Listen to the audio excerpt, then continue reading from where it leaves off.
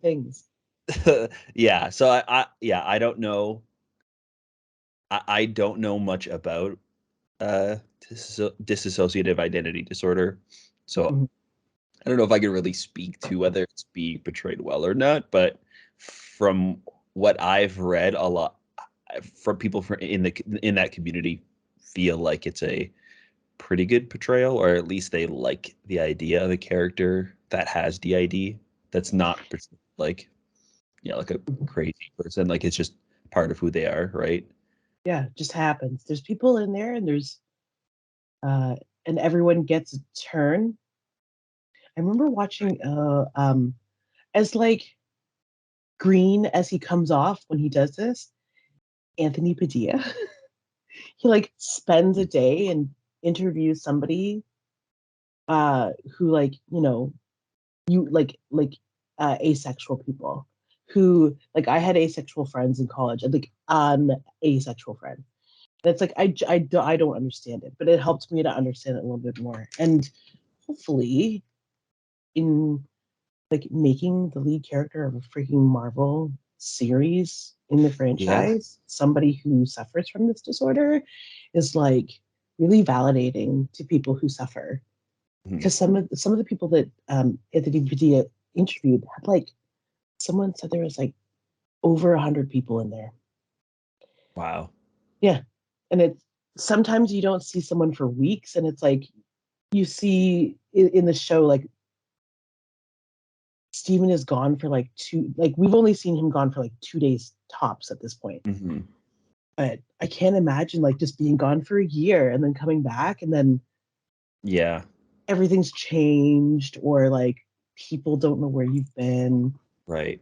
You've been living out of a storage locker, perhaps. Yeah, Yeah. and I think that some from my understanding, some and most people with the ID, they Mhm. understand that they have, you know, multiple identities and multiple people that are kind of like a part of them.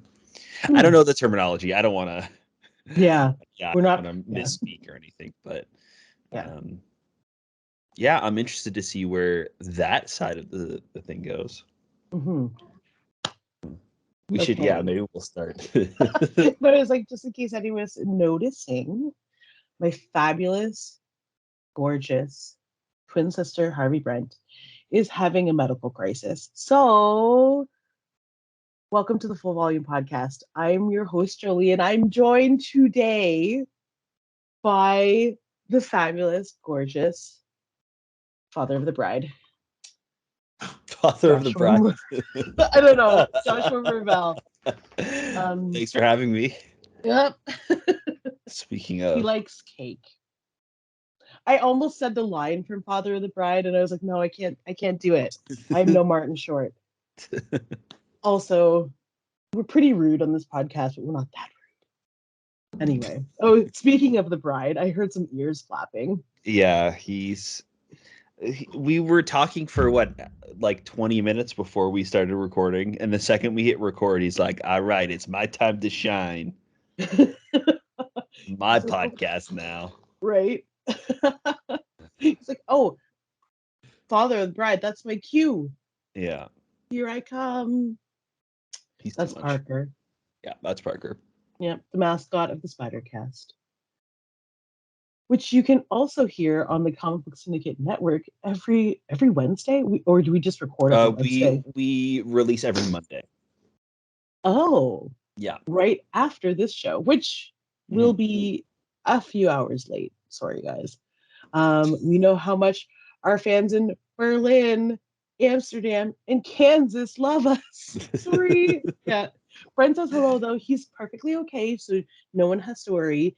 Our current reigning COVID queen is still in recovery, but this medical condition has nothing to do with that, hopefully. But he'll be joining us next week. He wanted to pass on his sentiments about this episode is that he loves it and can't wait for more. Really quick sentiments, but like Perfect. I guess I feel the same. You guess? Yeah. Okay, so Yeah, let's jump into Let's it. okay. Do you want to? Okay, let's jump into a recap and then jump into it Okay, because yeah. I have feelings. Okay, Yeah. so uh,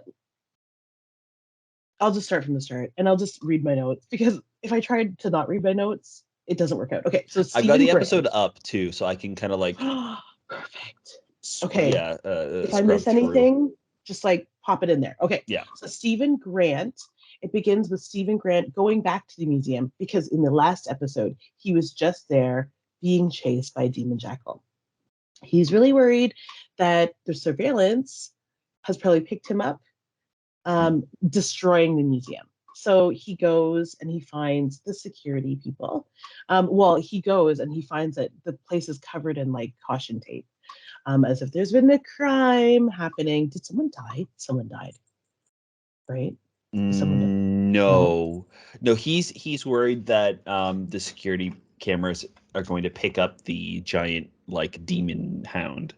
that's okay. That's it. Right. Yeah. So And uh ideally, he wants to see that that thing is real. right. Yeah.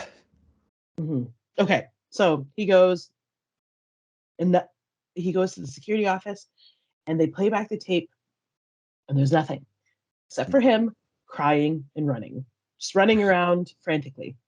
And then this really, really in paranormal activity fashion, he looks at the camera as Mark, and you know it's not him. And he Mhm. walks out of the frame, and it's probably the scariest. Those kinds of things where people acknowledge cameras, especially if they're paranormal, freak me out. Anyway, he loses his job. HR is like, look, dude, you're involved in this stuff. It's very clear from the cameras that you are involved. Mhm. So we have to give you the chop. Right. Uh, And to be clear, mhm, the dogs are not visible. Like everything, like even Moon Knight transforming, nothing. not visible on the cameras. Um, so you see Mark running away from things that aren't actually there. And then he Mhm. runs into the bathroom and then comes out and it's destroyed. At least that's what the people from the museum see. Yep. And it's Yeah. like in fantastic fashion destroyed. Right. Yeah. Okay. So, let's see here. My notes. Okay.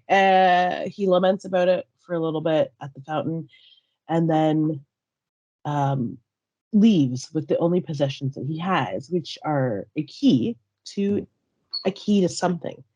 And he's like, you know what? Since I've got some time this afternoon, I think I'm going to go find what this key opens. It's got to be a storage locker. So it's got like a keychain on it for the logo of the company. So he kind of walks around, probably because he's like familiar already with it, and he sees the symbol on the keychain on a building. So he walks in. The guy recognizes him, who the security person at the storage facility recognizes him, and walks him right to the storage unit container and opens it. And inside, we find an escape room, like Yeah. a cot, a shelf, a book bag. Uh, Yeah. Mark, or not Mark, Stephen. Stephen begins to like look around, opens the bag. Inside the bag is Mark Spector's passport, an American passport, Mm. like a gun, and a scarab, like a little golden scarab. Um, he spends the majority of the time inside that little, well, there's reflections everywhere, which is great because it seems like his altars all communicate with each other through reflections, which I'm not sure is like um, is like an accurate thing about the disorder that you would see your alters in reflections, or if it's just the way that they chose to portray it on film. Visualize it. Yeah, Right. Yeah, I'm that's not it. sure. This show seems to have a really big thing with reflections, which Mhm. I love. There's some Yeah. really great like filmmaking points, like where they kind of like you think something's happening, but it's really like mirrored somehow. Hmm. Um, yeah, I'm not sure if that's an actual thing where they talk to each other or not, or if that's just like, yeah, visualized to see it here. Um, But it's but cool. yeah, it's pretty cool. And things pop off right after this. Oh, immediately. Because Yeah. uh, Mark is like, I need out. I need out. You need in. Like, I need to finish up some stuff. Um, he talks to Stephen and kind of ultimately they have a long conversation, but it ends in him telling him that they are just the avatars for the Egyptian god of the moon, Khonshu. No big And deal. Stephen's like, well, it's a good thing I work in the gift shop of a natural history museum because like I know all this stuff now. Like, oh, I already know all this stuff, like conveniently for us. But also, uh somebody's is a Khonshu in there, or is there a demon hound again? No, it's Khonshu. Yeah. Okay, cool. Um, yeah, I think he gets freaked out by talking to Mark and actually seeing who he is and everything with the duffel bag. So he grabs the duffel bag and leaves. And as he's leaving, all of the lights start like turning on and flickering.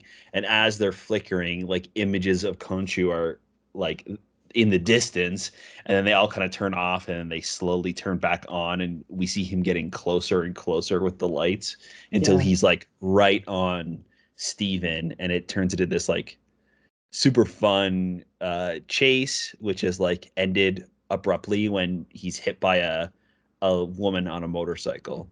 Who, as it turns out, recognizes him. Uh, we know this from the last episode, but he recognizes her voice when Mhm. she says his name. And he knows it to be Layla, which is the woman on the phone who he called earlier. Um, everything, all the exposition happens during these little action scenes, and we get tasty little tidbits like, yes, Layla confirms that is his wife while they're riding on a motorcycle. Mhm. He's kind of freaked out by this, and she decides to take him home, um, where Mark and Layla call home. The whole time that he is talking to Layla, he's also arguing with Mark. Stephen Mhm. is. Yeah. Um, he's having a look about. He's trying to get a full story from Layla and Mark, but Layla is also trying to like figure out why. She has no idea about his dissociative disorder, Mhm. right? And Yeah. she's trying to convince Stephen that he's Mark, that the And accent is Mark is kooky. right. And Mark is trying to get him is Mark is trying to get Steven to Mhm. get Layla out of there because she's going to be in danger if Yes. she finds anything out about what's going on. And um, that's when Steven decides that he's just going to tell her everything and get everything off his chest and be like, I don't know what's going on here. Here's what the deal is. And then yeah, he's about to pull out the scarab, and that's when Mark says this thing about she's going to die if you tell her anymore. So he stops, and she's like, "What are you talking about? Why'd you stop? What's going on? What are you hiding from me?" So she Mhm. grabs the duffel bag from him and shuffles through it and pulls out the scarab. And it turns out that Mark and Layla have been searching for this for a really long time, Mhm. and it's more of like a compass, right? Where it's kind of like pointing to something. It doesn't point north, but it's like it points to, I believe that they quickly mentioned it was like some sort of tomb, right?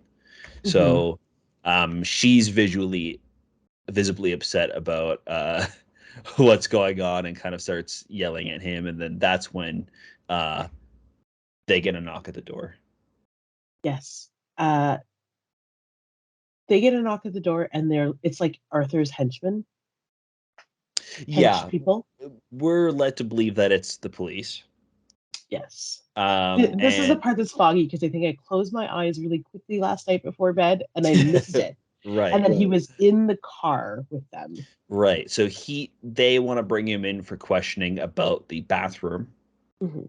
So they arrest him, and Layla actually slipped out of the roof window, so she's kind of like undetected. They don't know that she was there. Oh, that's right. So Steven gets taken away, and then it is revealed that they are not actually police officers, but oh, sorry, they while in the car, they kind Mhm. of start questioning him on the way to the police station, and they start bringing stuff up about him being Mark and Mark Spector after looking at his passport, Mark Spector's passport, Yeah. and they pull up information about him being like a former military mercenary, and they're kind of like blaming the fact that he's on the run due to that, and like the people he's killed. That's why he's got a gun, and that could also be why Layla and him are estranged, because maybe they were looking for the scarab, and then he started, you know, taking jobs or something to get by. I don't know. We don't know yet, Hmm. but Yeah.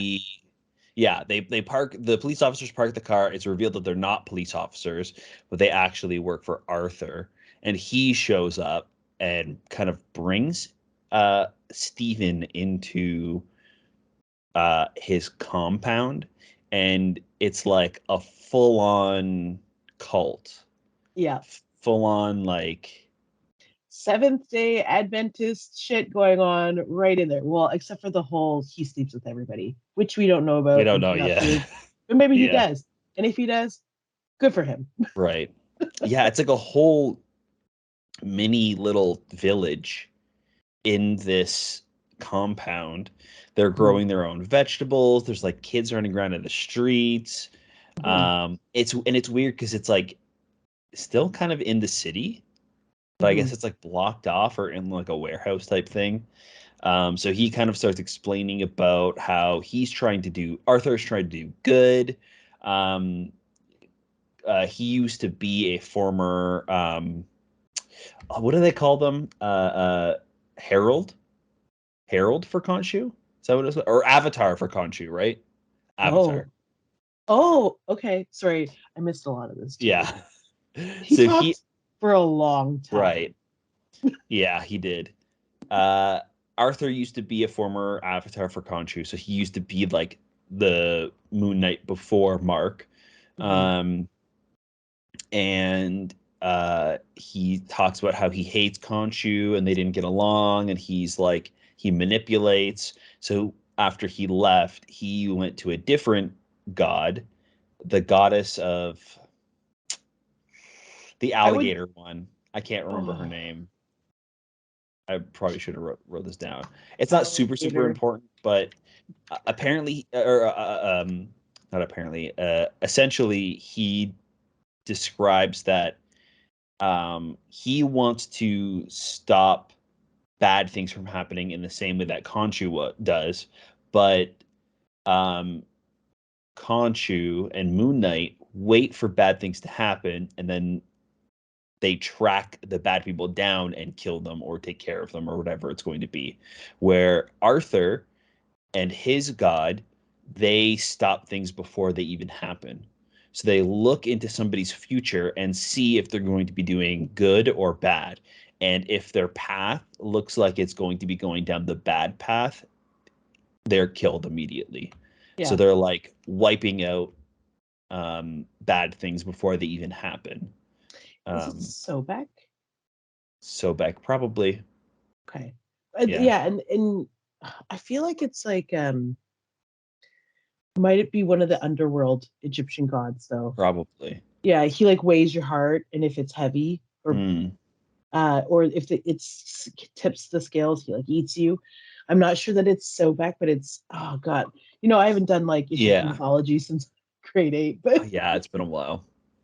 okay. So, Arthur pretty much fills him in on a whole semester's worth of mythology, which is true at this point, I guess. Yeah. Truth, I should say. And Right. he tells him he needs the scarab. Mhm. He would like it. He would like it back. Does it? Because what? He also wants to find the tomb, or he wants to be the Moon Knight again. We don't know. No, I think that he wants something in the tomb that will, I'm assuming, help him take care of all the bad people all at once instead of having to do it one at a time. I Okay. assume it's going to be something like that, where it's like, hopefully it's not some big beam that comes out of the pyramid, Yeah. this like world-ending disaster beam, but Mm. We've had enough world-ending disaster beams, yeah, folks. I could just picture it coming out of a pyramid too. Yeah, it's very Stargate. Ugh. Yeah. Um, Anyways, let's see. He needs a scarab, and in order to get it from him, he shows Stephen his staff, right. which is glowing, and inside is what, a time sliver? Am I to understand? He's like, if you don't give it to me, I'll just take it, and I don't want to just take it. Right. Yeah, because the staff, like we saw in the first episode, it like it has like a handle that comes out like a T at the top, and he Mhm. kind of holds it like this in the other people's hands, and it works as a scale, and it moves back and forth with like the tattoo that's on his wrist, and then that staff helps to determine whether somebody is a good person or a bad person, and then if they're bad, they immediately die. So they Mm. have some sort of like, it does have some sort of like time power, it seems, Mhm. because it can kind of see into a person's future. Um, All right, all right. So and he asks for the scarab, and then Steven says, I don't know anything about it. I don't know where it is. And then Layla everybody in the busts in. compound kind of Like, like turns on him, right? Like they all kind of stand up and stare. And then that's when Layla busts in and uh, helps to save him. They kind of like start running away. And then that's when the demon dog comes back and starts yes, chasing the two of them. yeah, And all while they're running away, Stephen is arguing with Mark in his reflections and asking Mark to summon the suit and to let Mark take control. And it kind of all comes to a head when he jumps out of a building and he does summon a suit, but it's a different version of the Moon Knight suit. It's Mr. Knight. He's in like a suit and tie suit. He's got like like a really cocktail cool, Moon Knight. yeah. So that's kind of cool. So he starts fighting the demon dog, which nobody else can see. Layla can't even see, and she's trying to like help Moon Knight at this Mhm. point. And then The they're fighting like, escalates to. Well, sorry, go on. I was gonna say they're fighting in an alley, and yeah, it escalates where Layla is in danger. So Stephen finally lets Mark take control. So we see Mhm. um, Mark Spector take control of the body, and it turns into the Moon Knight that we saw in the original episode, and he starts fighting the dog. Mhm. Yeah, he kills the dog or destroys the dog. It just disappears. Um, they discover that they've dropped the scarab. No one has it. They sure as hell none of them have it. Layla, Mark, Steven, no one has it. Uh, but cut into an alley off the alley, and you see that a homeless person, or not a homeless person, but somebody inside the compound, wherever they is that they are. I don't Mhm. know if they've left the compound or like in a and like the compound is like the Diagon alley of the Yeah, I think city. Layla's like looking down an alley into the city or something. Yeah. That's it. And she sees a man pick it up off the ground who is then approached by Arthur, who uh who touches his hand. The scales of justice do not tip in his favor, and he immediately dies. Mhm. And Arthur is able to take the scarab directly from him, and then he disappears. So Mark and Stephen continue to argue. Um, Right, because Mark chases or Mark chases the or leads the jackal away, and they kind yeah, of end things at this church where he mhm. takes care of the jackal, and then Mark is now in control of the body, and he's like Not letting arguing with Stephen out. him. Yeah, he's not letting Yeah, Steven back out, arguing with him in his reflection there. yeah, and what he immediately, and maybe this is something that also happens in reflections, or it's a cool transition. But he's like, okay, we got to go where we need to go. And Khonshu walks across the screen, and the reflection of Mark is now a reflection of Mark inside a room. Um, he's now just like drowning himself in whiskey or whatever beverage of choice he chooses. He gets up, he walks to the window, and outside are the pyramids of Egypt. Yeah. He's in Egypt. Cue the wonderful, yeah, cue the music. Mm-hmm. I like, I don't know what it is, but yeah, it's good It music. was We need more of it. so great hearing an Arabic song in a Yep, Marvel movie, and it's not like a um like an Arabic woman like chanting something because we're yeah, in an evil terrorist compound. yeah. It's just like Arabic pop music. It's so good. Yeah. Arabic pop music is actually super fun. Yeah, And the director of the show is Egyptian. And perfect. so I'm really excited to see the next few episodes in Egypt and see how he kind of translate his culture and his life into the show and represent it in a really cool way. Um, yeah, I'm excited. I hope that we see some like really fun Arabic Middle Eastern characters that aren't Oh, the bad guys in the show or or in the this Marvel universe really. yeah, like or like just selling things in a market or whatever, like Yeah. ancient artifacts, like typical Disney things Yeah. that they've relegated our Middle Eastern friends to portraying. So, oh, Yeah, it's gonna be the only Middle Eastern MCU characters I can think of are the terrorists that held Iron Man hostage in the first Iron Man movie. yep. I can't think of any Oh, other ones. the taxi driver. No, the taxi driver is Indian in Ant Man. Wait, Deadpool. That's Sorry, Deadpool. sorry, Yeah, yeah, Deadpool. he's Indian. Yeah. Okay, Yeah, I wrong. can't think of anything. I can't think of any. Maybe I'm wrong. I know that they were in another country in Falcon and the Winter Soldier, but I cannot remember for the life of me where they were. No, I think it. I feel like they're in like Like not Morocco Russia. or something. Oh, really? No, okay, you're right. Okay.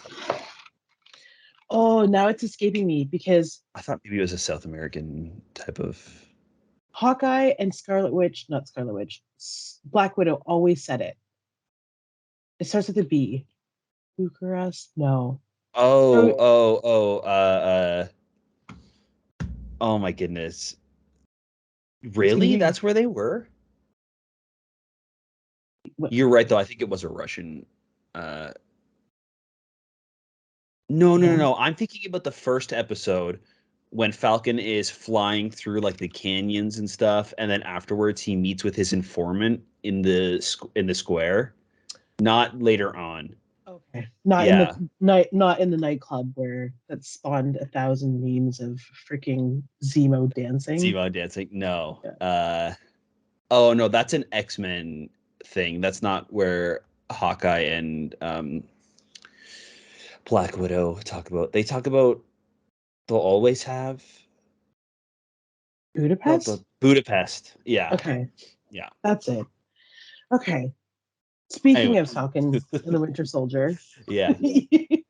this show is all Falcon. It gives me Falcon and the Winter Soldier vibes. And Oh, if Falcon and the Winter Soldier, like cinematography wise and maybe pacing wise, okay. um, if Falcon and the Winter Soldier was also Indiana Jones, Okay, yeah. uh, but I like it more. The I plot love is it. very what I love it. I mean, Like I really like that it's something we haven't seen before. It's like feels very fresh and new, yeah. especially in the MCU because and it's something that like maybe it's just because I also don't know the character from the comics too well, but I Mhm, have no idea what's happening or what's going to happen. Like mhm. I'm I'm completely blind at this point, and it's giving me the same feeling as when I was watching WandaVision, not like trying to figure out what's going on as the episodes are coming out. Oh, yeah, yeah, yeah.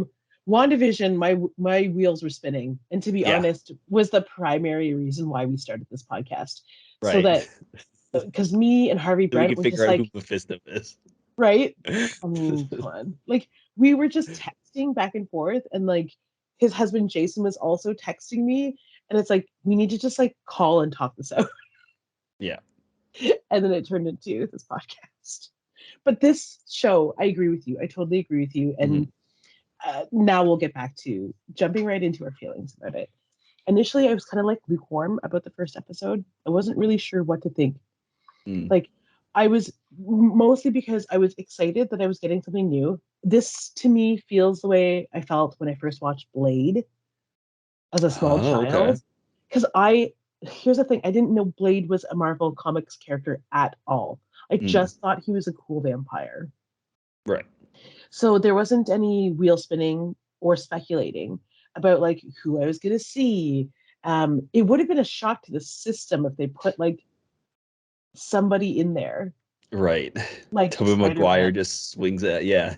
Yeah, that would have been jarring. Could Yeah. you imagine him in that nightclub in the like the meat locker nightclub? We almost got a crossover event with all those. Like we almost got X-Men and Spider-Man and Blade and all those characters. Ghost Rider, I think. Huh. Yeah. Apparently we were really close Oh, to well, getting I that. mean, Nicolas Cage, Yeah. rein him in. I would love if they brought Nicolas Cage as Ghost Rider into the MCU somehow. Oh yeah, that would be that would be off the rails. I actually Oh my, really liked Ghost Rider. It it's wasn't bad. terrible. But I Okay. but maybe that's another podcast. Yeah. It's like, yeah, but like your face is betraying you. I It's love bad in the way that I like, I love Nicolas Cage yeah. in all his Okay. weird glory. Um But I I love how he just like brings all of these weird things into his characters too. Like he has like things in his contract when he signs on, like, okay, I'll do this, but my character has to do this in the movie, or I want to try this on set or whatever. Like oh, Ghost Rider, Johnny Blaze drinking jelly beans out of a martini glass was a Nicolas Cage idea that was brought into the movie because Nicolas Cage is just off the fucking rails. I had no idea. Yeah, yeah, he's Okay, wild. okay, okay. I love That's him. that's extra. Yeah, That's yeah. I have to watch all of the new Pig, stuff post. What? yeah, Pig. Oh yeah, yeah. That's on Yeah, my list. and then But there's a like, new one coming out too. The incredible weight of unbelievable talent, or something like that. And that title. he's playing himself in the movie, like he's playing Nicolas Cage, the actor, and he Oh, gets invited onto an island by this guy who wants to like spend time with Nicolas Cage and is a Nicolas Cage super fan. It I'm looks so into it. good. It looks I'm so good. into it. Is it a horror film? No, no, I think it's like a action comedy. Oh boy. The unbelievable, the unbelievable weight of massive talent is what it's called. And Pedro Oh. Pascal plays the Nicolas Cage super fan. Oh, yes, please. Yeah. It must be a comedy. Unfulfilled and facing financial ruin, which is true for Nicolas Cage. Actor Nick Cage accepts a $1 million offer to attend a wealthy fan's birthday party. Things take a wildly unexpected turn when a CIA operative recruits Nicolas Cage for an unusual mission, taking on the role of a lifetime. He soon finds himself channeling his most iconic and beloved characters to save himself and his loved ones. So good. When does this movie get released? This is April 22nd. So very soon. Yeah. That's a weekend that I am back in Windsor. Yeah. Are you for real? Yep. Feel like drive-ins or theaters are open. Have you been to a theater since Oh, masks are off? not since Masks Off, no. Okay, yeah, Oh, wait, yeah, I guess I have. I mean, mask on, I but think. like masks are off. Yeah, they Batman still, was right. yeah, Batman, but they still required everybody to wear masks in the lobby. Mm-hmm. And then Oh, when you're inside, you could take it off when you're eating. So, okay, whatever. So, yeah, I know. I the last I think I went with Julie to see Batman. I was like slipping it up and in to my. Julie was just pulling her mask out, putting the popcorn in, and then snapping the mask back. That's perfect. She's like, I don't have to use my hands. Also, she's like, this is great. I love that I haven't been to a movie theater even before the pandemic. She hadn't gone to the movie theater in a while. Oh, really? Yeah, I guess it's just something that happens when you Hmm. eject a small person I from your mean, body. that's fair. Yep. I don't know if I'd be to So movie theater. yeah, Ever so did that. you lose time and all hobbies or interests become lost when your world is now someone else's. So next time people ask you if you want to have kids, you just tell them to fuck right. Excuse me, that's going down another rabbit hole. Okay, back on Uh, track. Back on okay. Moon Knight. Moon Yeah. Knight. Oh yeah, that's right. Okay, so I'm excited. I was hesitant about the show for two reasons. One, I was afraid that it was going to become this like Marvel speculative journey about like what does this mean? It's like an Easter egg hunt, and like we're going to see all these cameos, and I was like not interested in another property like that. Right.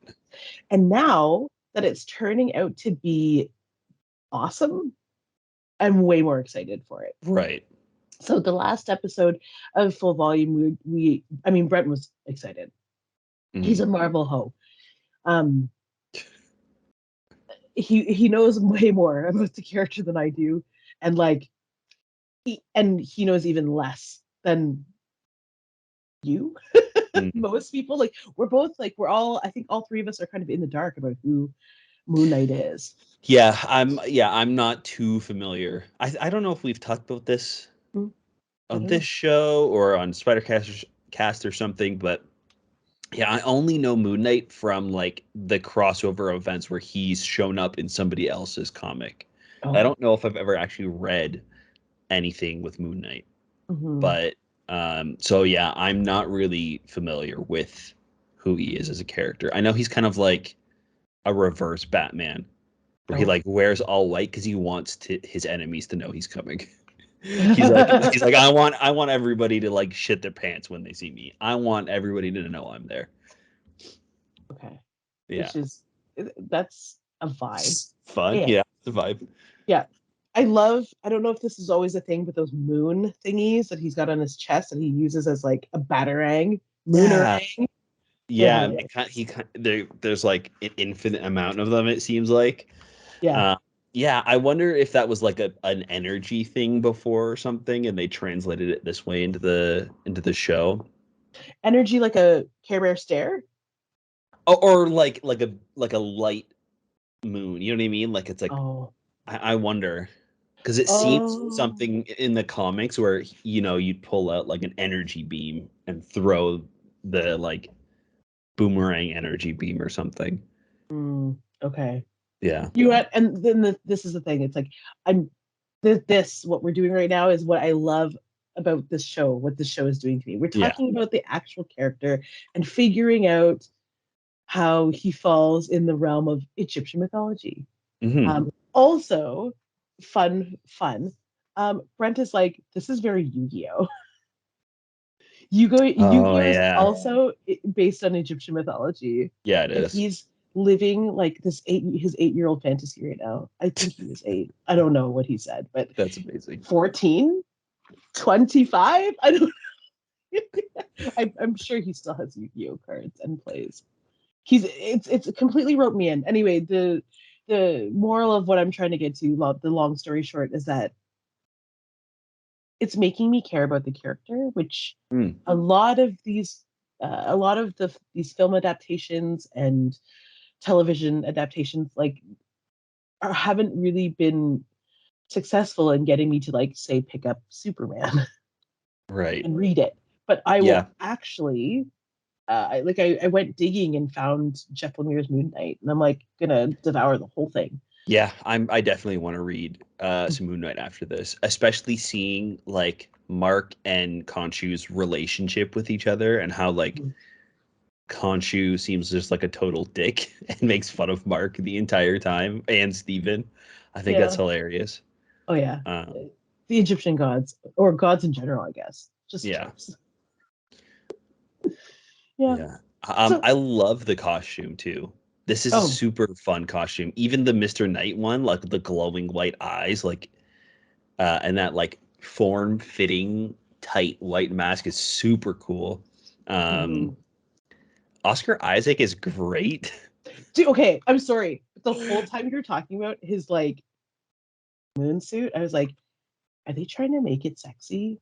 Because it's working. All I can think about is like Oscar Isaac in this suit. That's it.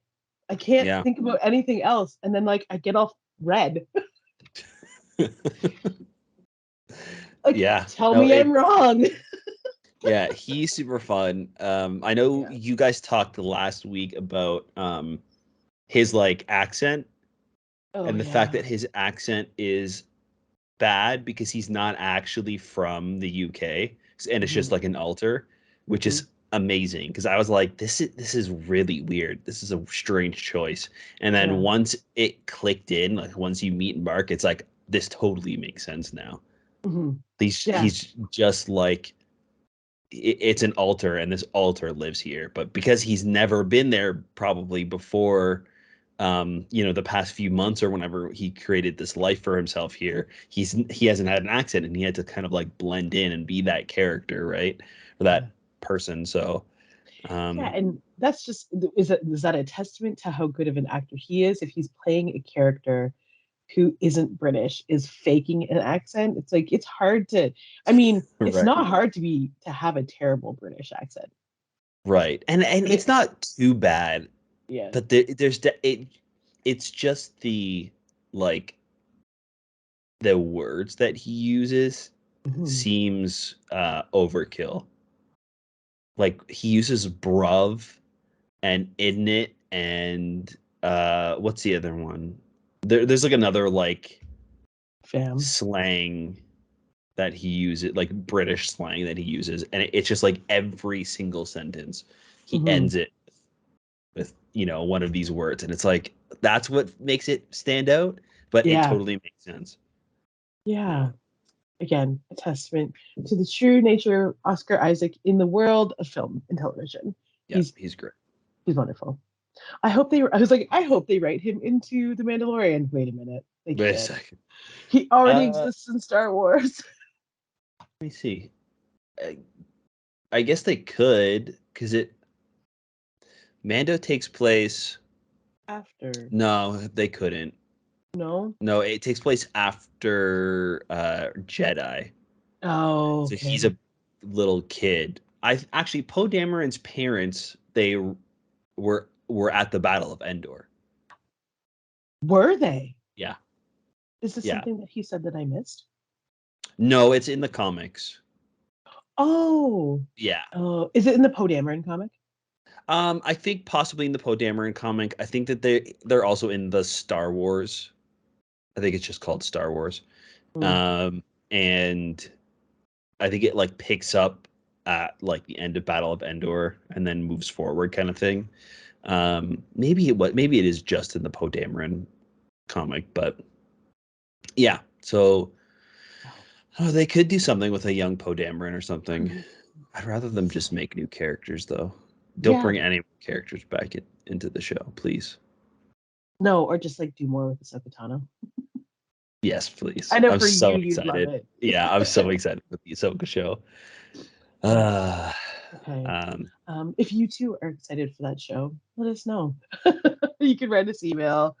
at fullvolumepod@gmail.com, or you can just like find us on social media at Comic Book Syndicate or at Comic Syndicate, #fullvolumepod. You can listen to this podcast and all the other previous ones wherever you found this one. So whether that is on YouTube and you're watching our tired faces Drained, struggle through drained faces. things. Yeah, we're tired of a lot of things. That's another podcast for another time. Yeah, so whether you're watching the video or you're just listening to the audio, wherever you get your favorite podcasts, that is where we are. I want to thank Joshua Murr-Vell for joining us on this lovely Sunday morning. Yeah, thanks for having me. It You're was fun. welcome. Yep, such a good talker. I'll come on whenever you need me to. Okay, I'm gonna call it 3 a.m. Hey, I'll I be mean, there. if the shoe is up. Yeah. Yeah. Join us next week for the third glorious episode of Moon Knight. We're going to be talking a lot about it. And then we have a special treat after we're done with Moon Knight, depending on how long the hiatus is between Moon Knight and what? What's first? Ms. Marvel or She-Hulk? I can't even. I don't even where know. they're at Well, now. Doctor Strange would be first. Oh, I mean, television show wise. Yeah, I don't know. I think it's supposed to be Ms. Marvel. Yeah. I think it's Ms. Marvel because we've gotten a bunch of trailers. We haven't really gotten a trailer for She-Hulk yet. It's just that like clip from that like montage. Ms. Marvel show. Yeah. I'm so excited, but also so nervous. June 8th for Ms. Marvel. Yeah. Yeah. I loved Orphan Black so much. She-Hulk just says 2022, so. Yeah. Or are you nervous for Ms. Marvel? Ms. Marvel. Yeah. She's of Middle Eastern characters. One of maybe my favorite characters in Marvel Comics. I really love her. And it's pretty disappointing that they're changing her powers in the show. No. Yeah, but we'll see. It's hard to pass judgment before you see it. Maybe it'll work, but I'm just like, I don't know. I really hope it works. Well, hopefully we don't follow up this one with a dud. Yeah. We'll find out soon. So, okay. Until next time, keep it loud. Keep it at full volume. Oh boy. Bye. Jeepers.